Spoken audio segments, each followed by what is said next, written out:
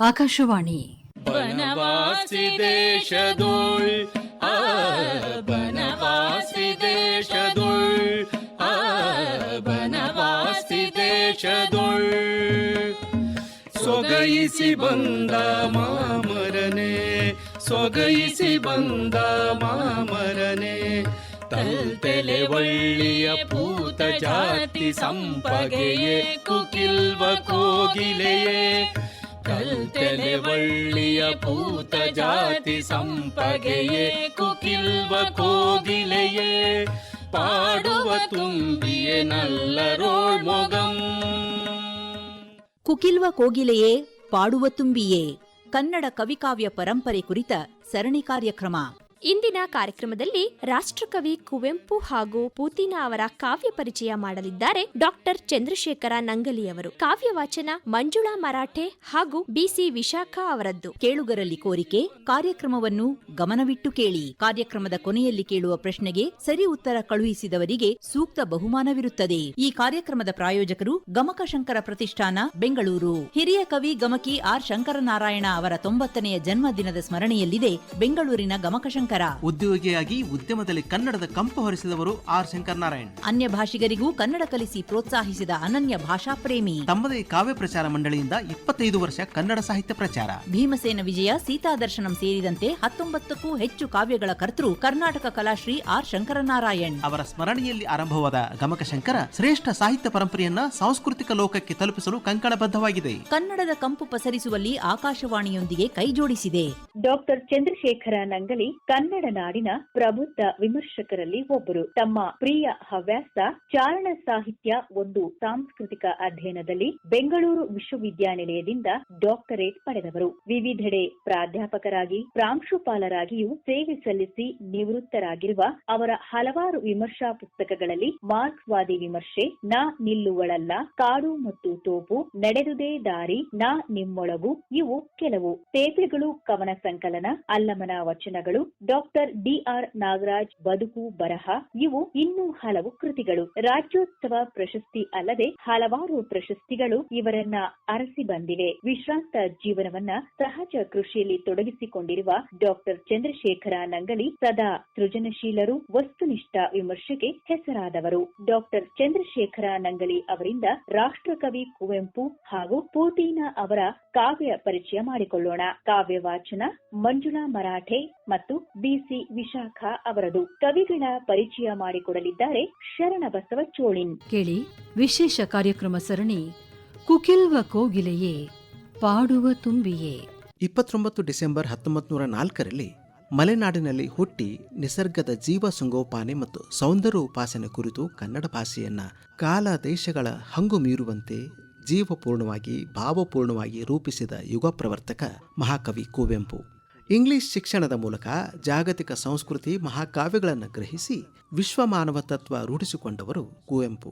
ಜಾತಿ, ಧರ್ಮ, ಸ್ವಾರ್ಥಗಳ ಹಿಂದಿನ ಶೋಷಣೆಯನ್ನ ಗ್ರಹಿಸಿ ತಮ್ಮ ಕಾವ್ಯ, ನಾಟಕ, ಕಾದಂಬರಿ, ಮಹಾಕಾವ್ಯ, ವಿಮರ್ಶೆ, ವೈಚಾರಿಕ ಬರಹಗಳ ಮೂಲಕ ಕನ್ನಡ ಸಮುದಾಯವನ್ನ ಮಾನವೀಯ ನೆಲೆಗಟ್ಟಿನಲ್ಲಿ ಕಂಡ ಕುವೆಂಪು ರಾಮಕೃಷ್ಣ ವಿವೇಕಾನಂದರ ಆಧ್ಯಾತ್ಮಿಕ ಮಾರ್ಗದಿಂದಲೂ ಪ್ರೇರಿತರಾದವರು. ಬುದ್ಧ, ಬಸವ, ಗಾಂಧಿ, ಅಂಬೇಡ್ಕರ್ ಅವರ ತತ್ವಗಳನ್ನು ಎರಕ ಹೊಯ್ದಂತೆ ಪೂರ್ಣ ದೃಷ್ಟಿ, ಸರ್ವೋದಯದೊಡನೆ ವಿಶ್ವ ಮಾನವತೆಯನ್ನ ತಮ್ಮ ಬರಹಗಳಲ್ಲಿ ಕಾಣಿಸಿದವರು ಕುವೆಂಪು. ಅಲ್ಲದೆ ಜ್ಞಾನ, ಅಧಿಕಾರ, ಸರ್ವಾಧಿಕಾರಿ ಪ್ರಭುತ್ವದ ವಿರುದ್ಧ ನಿರಂಕುಶವಾದ ಮಂಡಿಸಿ ತಮ್ಮ ನಡೆನುಡಿಗಳಲ್ಲಿ ಸಾಧಿಸಿ ತೋರಿದವರು ಕುವೆಂಪು.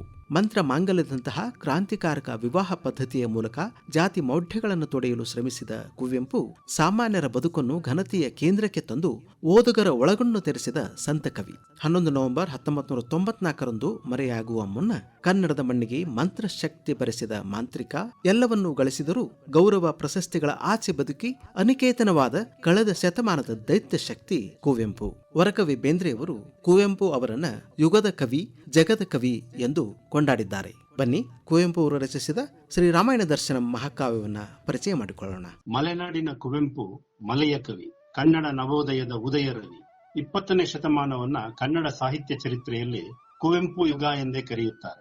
ಚುಟುಕು ಪದ್ಯಗಳಿಂದ ಹಿಡಿದು ಮಹಾಕಾವ್ಯದವರೆಗೆ ಸಾಹಿತ್ಯದ ಎಲ್ಲ ಪ್ರಕಾರಗಳಲ್ಲಿ ಕೃತಿ ರಚನೆ ಮಾಡಿರುವ ಕುವೆಂಪು ಯುಗ ಪ್ರವರ್ತಕ ಶಕ್ತಿಯಾಗಿದ್ದಾರೆ. ಶ್ರೀರಾಮಾಯಣ ದರ್ಶನಂ ಮಹಾಕಾವ್ಯವನ್ನ ಸಹೃದಯರು ಕುವೆಂಪು ರಾಮಾಯಣ ಎಂದೇ ಕರೆಯುತ್ತಾರೆ. ವಾಲ್ಮೀಕಿ ರಾಮಾಯಣದಲ್ಲಿ ಮೂಲೆ ಗುಂಪಾದ ಅಲಕ್ಷಿತ ಮತ್ತು ತಿರಸ್ಕೃತ ಪಾತ್ರಗಳಿಗೆ ಕುವೆಂಪು ಕೊಟ್ಟಿರುವ ಮರುಹುಟ್ಟು ಬಹುಮುಖ್ಯವಾದ ದರ್ಶನವಾಗಿದೆ. ವಾಲ್ಮೀಕಿ ರಾಮಾಯಣದಲ್ಲಿ ರಾಮನನ್ನ ಕಾಡಿಗಟ್ಟುವುದಕ್ಕೆ ಮಾತ್ರ ಬಳಕೆಯಾಗಿದ್ದ ಮಂಥರೆಯ ಪಾತ್ರವನ್ನ ಕುವೆಂಪು ಕೈ ಹಿಡಿದಿರುವ ಪರಿಯಲ್ಲಿ ಶ್ರೀ ಸಾಮಾನ್ಯನೇ ಭಗವನ್ ಮಾನ್ಯಂ ಎಂಬ ದರ್ಶನದ ಕಾಣಿಕೆ ಇದೆ. ಇದನ್ನ ಕುವೆಂಪು 3 ಪ್ರಸಂಗಗಳಲ್ಲಿ ನಿರೂಪಣೆ ಮಾಡಿದ್ದಾರೆ. ಕುಬ್ಜೆಯು, ಗೂನಿಯು, ಕುರೂಪಿಯೂ ಆದ ಮಂಥರೆಗೆ ದಶರಥನ ಅರಮನೆಯಲ್ಲಿ ತವರು ನೆಲದವಳು ಎಂಬ ಕಾರಣಕ್ಕೆ ಕೈಕೆ ಮತ್ತು ಭರತರು ಮಾತ್ರ ಆಪ್ತರಾಗಿರುತ್ತಾರೆ. ಇವರಿಗೆ ಮಾತ್ರ ಬೇಕಾದವಳಾಗಿ ಎಲ್ಲರ ಕೆಂಗಣ್ಣಿಗೆ ಗುರಿಯಾದ ಮಂಥರೆಯು ಮಮತೆಯ ಜೀವಂತ ಸುಳಿಯಾಗಿರುತ್ತಾಳೆ. ಭರತನೇ ಅರಸನಾಗಬೇಕೆಂಬ ತನ್ನ ಆಸೆಯು ಸ್ವತಃ ಭರತನಿಗೆ ಇಷ್ಟವಿಲ್ಲವೆಂದು ಅರಿತ ಮೇಲೆ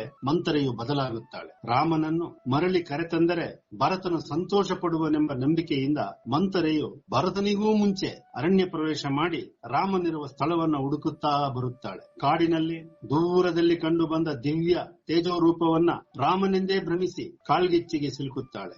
ಭರತನಣ್ಣಯ್ಯ ಎಂದು ಮೊರೆಯುತ್ತಿದ್ದ ಮಂಥರೆ ಆ ಭಯಂಕರ ಕಾಳ್ಗಿಚ್ಚಿಗೆ ಸಿಕ್ಕಿ ಚಿಟ್ಟೆ ಸೀಯುವಂತೆ ಸೀದು ಹೋಗುತ್ತಾಳೆ. ಘನನಿ ಬಿಡ ಘೋರಾಂಧಕಾರ ತೀರದ ಮಧ್ಯೆ ಪ್ರವಹಿವ ಆ ವಿದ್ಯುತ್ ಪ್ರವಾಹ ದೈತ್ಯಾಕೃತಿಯವೋ ಕೆದರಿದುದು ದಿಕ್ಕು ದಿಕ್ಕಿಗೆ ತನ್ನಗೆ ಸರಿಗ ಕೇಶಪಾಶದ ರಾಶಿ ರಾಶಿ ವಿನ್ಯಾಸಮಂ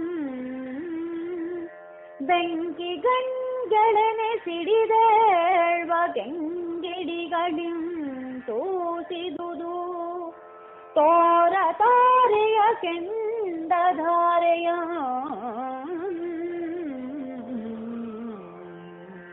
ನುಗ್ಗಿ ಮುಂಬರಿವಂತೆ ಮೇಲ್ವಾಯ್ದು ಬೀಳ್ವಂತೆ ಬಂದಪ್ಪಳಿಸಿದಗ್ನಿಗೆ ಆ ಮಂಥರೆಯ ಮೂರ್ತಿ ಸುಟ್ಟಿಸಿದುದೋ ಚಿಟ್ಟಿಸಿವಂತೆ. ಕಾಡಿನ ಬೆಂಕಿಯಲ್ಲಿ ಸುಟ್ಟು ಸೀದು ಹೋದ ಮಂಥರೆಯನ್ನ ಕುವೆಂಪು ಅಷ್ಟಕ್ಕೆ ಬಿಡುವುದಿಲ್ಲ. ಪಾದುಕಾ ಕಿರೀಟಿ ಎಂಬ ಸಂಚಿಕೆಯಲ್ಲಿ ಮಂಥರೆಯ ಕತೆ ಮುಂದುವರಿಯುತ್ತದೆ. ಭರತನು ತನ್ನ ಪರಿವಾರ ಸಹಿತ ರಾಮನನ್ನ ಅರಸುತ್ತಾ ಕಾಡಿಗೆ ಬರುತ್ತಾನೆ. ದಿಕ್ಕುಗಾಣದ ಆ ಕಾಡಿನಲ್ಲಿ ರಾಮನೆಲ್ಲಿದ್ದಾನೆ ಎಂಬುದು ಭರತನಿಗೆ ಗೊತ್ತಾಗದೆ ಕಂಗಾಲಾಗುತ್ತಾನೆ. ಆಗ ದೂರದಲ್ಲಿ ಹೊಗೆ ರೂಪದ ಬೆರಳೊಂದು ಕಾಣಿಸಿಕೊಂಡು ಭರತನಿಗೆ ರಾಮನಿರುವ ಎಡೆಯನ್ನು ತೋರಿಸುತ್ತದೆ. ಈ ಹೊಗೆ ಬೆರಳು ಬೇರಾರದೂ ಆಗಿರದೆ ಭರತನ ಶ್ರೇಯಸ್ಸಿಗಾಗಿ ತುಡಿಯುವ ಮಂಥರೆಯದೇ ಆಗಿರುತ್ತದೆ. ತಂಬರದ ಬೆಳ್ಮುಗಿಲ್ಗಿದಿರಳ್ದ ಧ್ರೂಮ ವಿನ್ಯಾಸದಗ್ನಿಧ್ವಜಂ ನಿಕಟದ ಗಿರಿತಡವಿದಡವಿಯಿಂದೆ ಬಯಕೆ ಬಾವುಟವೆತ್ತಿ ಕರದ ಪುದೋ ಪಿರಿಯ ಪಿತೃಕೃಪೆ ಬರಕೆ ಗೈಯಲ್ಗೆ ಕೈ ಬೀಸಿದ ಪುದೋ ರಾಮನ ನರಸುತೈ ತಂದು ತನ್ನೊಡಲ ನುರಿಗೆ ಬೇಳ್ದ ದೇವಿ ಮಂಥರೆಯ ಪುಣ್ಯಾಂತರಾತ ಪ್ರಣಯ ಲಕ್ಷ್ಮೀ ಭರತಂಗದೇಂ ಕೌಸಲೆಯ ಕುವರ ನೆಡೆಯಂ ಪೊಗೆವೆರಳ್ಳೀಡಿ ಸುಟ್ಟಿದೋರ್ಪಳೋ ಏನೇ ಕಂಡುದಾ ಸರ್ವಟ್ಟೆ ಹೊಗೆಯ ಹಳವಿಗೆಯನ. ಜ್ವಾಲಾರೂಪಿಣಿ ದೇವತಾ ಮೂರ್ತಿ ಭರತನ ಶ್ರೇಯಸ್ಸಿನಲ್ಲೇ ತನ್ನ ಪ್ರಾಣವನ್ನ ಕಂಡಿದ್ದ ಮಂಥರೆಯ ಕೃಪಾ ಹಸ್ತವನ್ನ ಧೂಮ ಲೀಲೆಯಲ್ಲಿ ಕಾಣಿಸಿದ್ದ ಕುವೆಂಪು ಅವರು ತಪಸ್ಸಿದ್ಧಿ ಎಂಬ ಸಂಚಿಕೆಯಲ್ಲಿ ದೇವಿ ಮಂಥರೆಯ ಶಿಖರ ದರ್ಶನವನ್ನ ಮಾಡಿಸುತ್ತಾರೆ. ಭರತನು 14 ವರ್ಷಗಳ ಅವಧಿ ಮುಗಿದೊಡನೆ ರಾಮನು ಅಯೋಧ್ಯೆಗೆ ಹಿಂದಿರುಗಿ ಬರದಿದ್ದರೆ ತಾನು ಅಗ್ನಿ ಪ್ರವೇಶ ಮಾಡುವುದಾಗಿ ಪ್ರತಿಜ್ಞೆಯನ್ನ ಮಾಡಿರುತ್ತಾನೆ. ರಾಮನ ವಾರ್ತೆ ಅಥವಾ ದರ್ಶನ ಭಾಗ್ಯದ ಸುಳಿವು ಇಲ್ಲದನ್ನ ಮನಗಂಡು ಭರತನು ಅಗ್ನಿ ಪ್ರವೇಶದ ಸಿದ್ಧತೆಗೆ ತೊಡಗುತ್ತಾನೆ. ಆಗ ಅಗ್ನಿಕುಂಡದ ಜ್ವಾಲಾ ಗರ್ಭದಿಂದಲೇ ದೇವತಾ ಮೂರ್ತಿಯೊಂದು ಮೂಡಿ ಭರತನನ್ನ ದುಡುಕದಂತೆ ಸಂತೈಸುತ್ತದೆ. ಈ ಜ್ವಾಲಾ ರೂಪಿಣಿ ಬೇರಾರೂ ಆಗಿರದೆ ದೇವಿ ಮಂತರೆಯೇ ಆಗಿರುತ್ತಾಳೆ. ಯಜ್ಞಕುಂಡಾಗ್ನಿಂ ಜ್ವಾಲಯೇಡ್ವಂದದಿಂ ಜ್ವಾಲಾವಿಲೀನಮೆನ ಮೈದೋರ್ದುದೊಂದು ಅಮರ ಸುಂದರ ಸೂಕ್ಷ್ಮ ತೇಜದ ಸುರಾಂಗನಾಮೂರ್ತಿ ಕಂದ ನಿನ್ನಗ್ರಜಂ ಇಂದೋ ನಾಳೆಯೋ ದಿಟಂ ಹಿಂತಿರುಗಿ ಬಂದಪನ್ ಮಾನ್ ಮನದ ತರಿಸಲ್ಗೆಯಂ ದೇವಿ ನೀನಾರ್ ಸುಧಾ ಸುಖವ ನೆರೆಯುತ್ತಿಹೆ ಬೆಂದೆಗೆ ಮತ್ತಾರ್ ಸದಾ ನಿನ್ನ ಸುಕ್ಷೇಮ ಚಿಂತನೆಯೊಳಿರ್ಪರ ಮಂಥರೆ ವಿನಾ ನಿನ್ನ ಮಂಥರೆಯಾತ್ಮದ ಪುಣ್ಯಲಕ್ಷ್ಮೀ. ಹೀಗೆ ರಾಮನ ವನವಾಸ ಪ್ರಸ್ಥಾನದಿಂದ ಹಿಡಿದು ರಾವಣನ ಸಂಹಾರದ ನಂತರ ರಾಮನ ಪಟ್ಟಾಭಿಷೇಕದವರೆಗೆ ಮಂಥರೆಯ ಪಾತ್ರವನ್ನ ಸುಟ್ಟ ಬೂದಿಯಿಂದ ಮರುಹುಟ್ಟು ಪಡೆಯುವ ಫೀನಿಕ್ಸ್ ಪಕ್ಷಿಯಂತೆ ಚಿತ್ರಿಸಿರುವ ಪರಿಯಲ್ಲೇ ಕುವೆಂಪು ದರ್ಶನವನ್ನು ತೋರಿದ್ದಾರೆ. ಅಗುಳಿನಿಂದ ಅನ್ನ ಪರೀಕ್ಷೆ ಎಂಬಂತೆ ಮಂಥರೆಯ ಪಾತ್ರ ನಿರ್ಮಾಣ ಕೌಶಲ್ಯ ಒಂದರಿಂದಲೇ ಕುವೆಂಪು ಅವರ ರಾಮಾಯಣ ದರ್ಶನದ ಸ್ವರೂಪವನ್ನ ಗ್ರಹಿಸಬಹುದು. ಪಾಪಿಗುಂ ಇಲ್ಲಿ ಉದ್ಧಾರ ಮಿಹುದೌ ಎಂಬ ವಸ್ತುವಿನ ಗತಿಶೀಲತೆ ಮತ್ತು ಪರಿವರ್ತನೆಗಳಿರುವುದೇ ಕುವೆಂಪು ರಾಮಾಯಣದ ವೈಶಿಷ್ಟ್ಯವಾಗಿದೆ.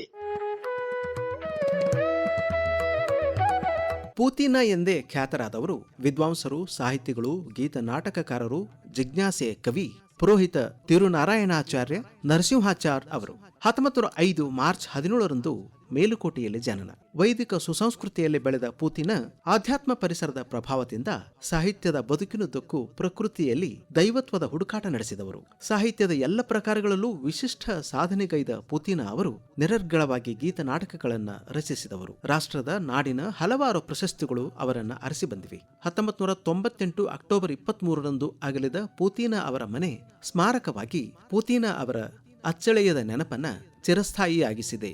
ಬನ್ನಿ, ಶ್ರೀಹರಿಚರಿತೆ ಪೂತಿನ ಅವರ ಮಹಾಕಾವ್ಯವನ್ನ ಪರಿಚಯ ಮಾಡಿಕೊಳ್ಳೋಣ. ಪೂತಿನ ಕನ್ನಡ ನವೋದಯ ಕಾವ್ಯದ ರತ್ನತ್ರಯರಲ್ಲಿ ಒಬ್ಬರು. ಕುವೆಂಪು, ಬೇಂದ್ರೆ, ಪೂತಿನ ಇವರನ್ನ ರತ್ನತ್ರಯರು ಅಂತ ಕರೀತಾರೆ. ಮಿಲಿಟರಿಯಲ್ಲಿ ಗುಮಾಸ್ತರಾಗಿ ಸೇವೆ ಸಲ್ಲಿಸಿದ ಪೂತಿನ ಅವರು ವಿಶ್ವ ಮಾನವ ಪ್ರಜ್ಞೆಯ ಕವಿ. ಕಾವ್ಯ, ಪ್ರಬಂಧ, ಗೀತರೂಪಕ, ಕಾವ್ಯ ಮೀಮಾಂಸೆ, ಮಹಾಕಾವ್ಯಗಳನ್ನು ರಚಿಸಿದ ಧೀಮಂತ ಸಾಹಿತಿ. ಇಂದ ನಂದಿಗೆ ಹೊಂದಿಸುತ್ತಾ ಗೋಕುಲ ನಿರ್ಗಮನ ಎಂಬ ಗೀತರೂಪಕ ರಚಿಸಿದ್ದ ಪೂತಿನ ಕೃಷ್ಣನನ್ನೇ ಕೇಂದ್ರವಾಗಿಟ್ಟು ಶ್ರೀಹರಿಚರಿತೆ ಎಂಬ ಮಹಾಕಾವ್ಯವನ್ನ ಬರೆದಿದ್ದಾರೆ. ಮಿತ್ ಇಸ್ ಆಲ್ವೇಸ್ ವಿತ್ ಯು ಎಂದು ಹೇಳುವ ಪೂತಿನ ಪಾಲಿಗೆ ಪುರಾಣ ಕಾಲ, ಪ್ರಸ್ತುತ ಕಾಲ ಎಂಬ ಭೇದ ಭಾವವಿಲ್ಲ. ಆದ್ದರಿಂದಲೇ ಇಂದನ್ನ ಅಂದಿಗೆ ಹೊಂದಿಸುತ್ತಾ ಈ ಮಹಾಕಾವ್ಯವನ್ನು ರಚಿಸಿದ್ದೇನೆಂದು ಹೇಳಿದ್ದಾರೆ. ರಾಮಾಯಣದಲ್ಲಿ ಅರಣ್ಯಕಾಂಡ ಮತ್ತು ಮಹಾಭಾರತದಲ್ಲಿ ಅರಣ್ಯ ಪರ್ವ ಬಹು ಮುಖ್ಯವಾದ ಶಕ್ತಿ ಸಂಚಯದ ತಪಸ್ಸಿದ್ಧಿಯ ಅಧ್ಯಾಯಗಳು. ಗೋಕುಲದಲ್ಲಿ ಬೆಳೆದ ಕೃಷ್ಣನ ಬದುಕಿಗೂ ವಿಪಿನಾವಗಾಹನಂ ಮೂಲಕ ಕಾಡಿನ ಶಕ್ತಿಯನ್ನು ಕಲ್ಪಿಸಿದ್ದಾರೆ. ಕಾಡಿನಲ್ಲಿ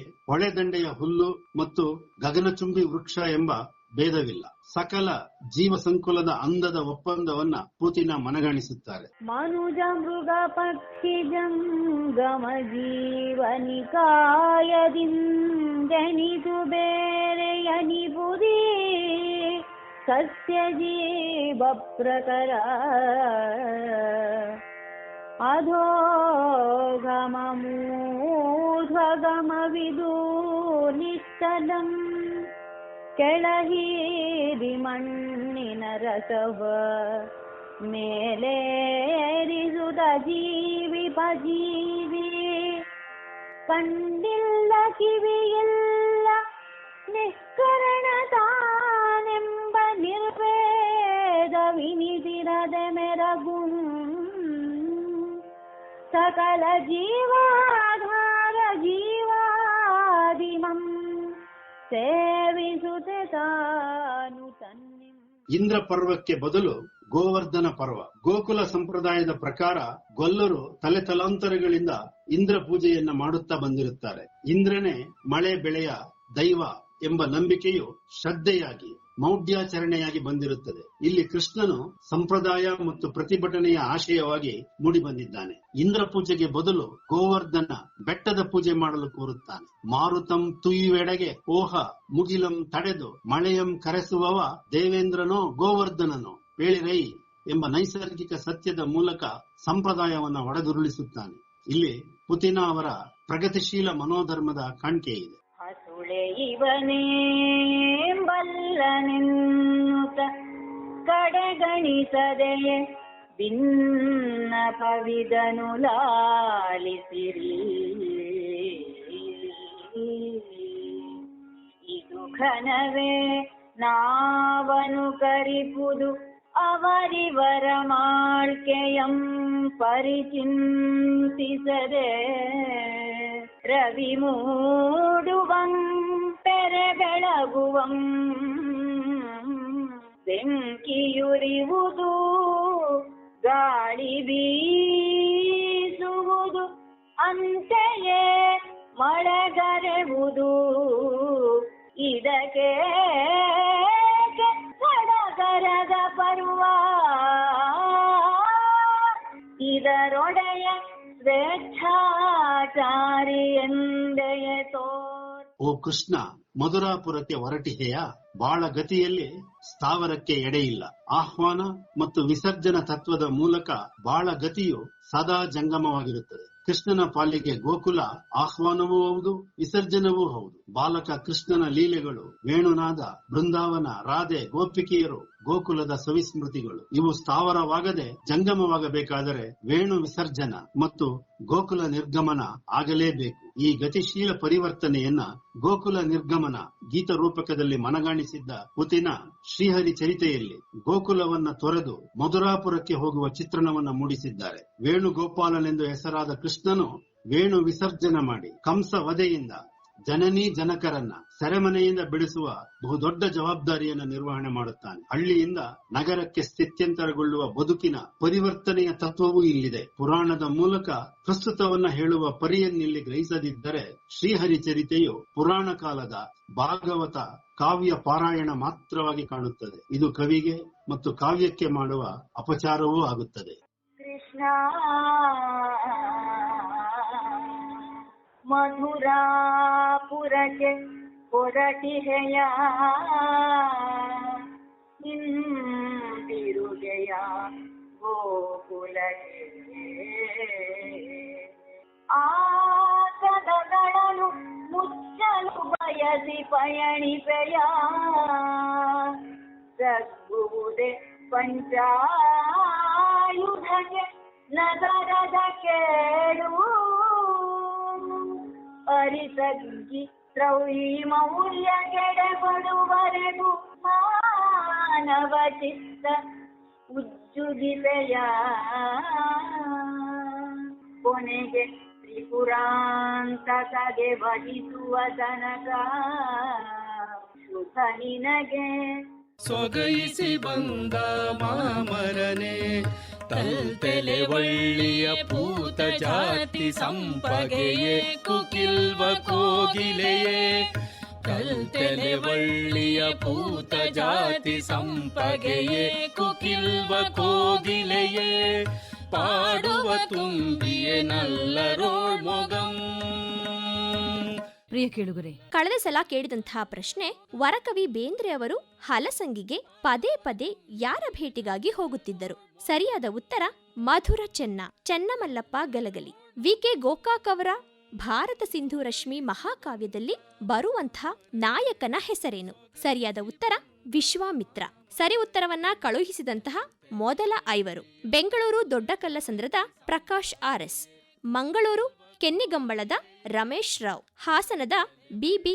ನೀಲಕಂಠಪ್ಪ, ಬಳ್ಳಾರಿ ಜಿಲ್ಲೆ ಗಂಗಮ್ಮನಹಳ್ಳಿಯ ನಾಗರಾಜ್ ಡಿ.ಕೆ., ಉಡುಪಿ ಜಿಲ್ಲೆ ಕುರುಡಿಯ ಶ್ರೀದೇವ್ ಕಲ್ಕೂರ್. ಬಹುಮಾನಗಳನ್ನು ಅಂಚೆ ಮೂಲಕ ಕಳುಹಿಸಲಾಗುತ್ತದೆ. ಇನ್ನು ಈ ವಾರದ ಪ್ರಶ್ನೆ, ವರಕವಿ ಬೇಂದ್ರೆ ಯುಗದ ಕವಿ, ಜಗದ ಕವಿ ಎಂದು ಯಾರನ್ನು ಕರೆದಿದ್ದಾರೆ? ಪ್ರಶ್ನೆ ಮತ್ತೊಮ್ಮೆ, ವರಕವಿ ಬೇಂದ್ರೆ ಯುಗದ ಕವಿ, ಜಗದ ಕವಿ ಎಂದು ಯಾರನ್ನು ಕರೆದಿದ್ದಾರೆ? ಮತ್ತೊಂದು ಪ್ರಶ್ನೆ, ಶ್ರೀಹರಿ ಚರಿತೆ ಕಾವ್ಯವನ್ನ ರಚಿಸಿದಂತಹ ಪೂತಿನ ಅವರ ಪೂರ್ಣ ಹೆಸರೇನು? ಪ್ರಶ್ನೆ ಮತ್ತೊಮ್ಮೆ, ಶ್ರೀಹರಿ ಚರಿತೆ ಕಾವ್ಯವನ್ನ ರಚಿಸಿದಂತಹ ಪೂತಿನ ಅವರ ಪೂರ್ಣ ಹೆಸರೇನು? ಉತ್ತರಗಳನ್ನು ನಿಮ್ಮ ವಿಳಾಸದೊಂದಿಗೆ ವಾಟ್ಸ್ಆಪ್ ಮೂಲಕ ತಿಳಿಸಿ.